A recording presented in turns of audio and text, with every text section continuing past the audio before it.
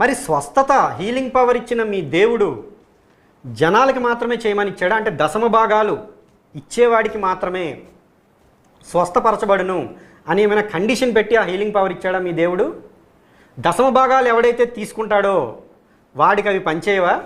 వాడు మాత్రం హాస్పిటల్కే వెళ్ళాలా? ఈ కండిషన్ ఏమైనా మీ దేవుడు పెడితే చెప్పండి, తప్పకుండా మేము ఒప్పుకుంటాం. స్వస్థతపరిచేవాడు ఇతరులకి తనని తాను స్వస్థపరుచుకునే ఆ యొక్క హీలింగ్ పవర్ అనేది ఉండదా? వెరీ వెరీ వెరీ కామన్ సెన్స్లోంచి వచ్చిన క్వశ్చన్ ఇది. మరి దీనికి మీ దగ్గర ఏం ఆన్సర్ ఉంది? ఈ విధంగా మీరు చెప్పుకుంటూ వెళ్తున్నారు కదా. ఈ జెరూసలేం మొత్తం అయితే ఏమంటాడంటే, క్రైస్తవులు చూసుకుంటారు, మీకెందుకు, మీరు మీ దొంగ బాబాల గురించి చూసుకోండి, మీరు మీ హిందుత్వంలో జరిగే విషయాలను చూసుకోండి అని. ఇదేమైనా ఎక్కడన్నా రూల్ ఉందా? దొంగలు కలిపి ఊళ్ళు పంచుకుంటాం అన్నట్టు మాట్లాడుతున్నాడు ఈయన.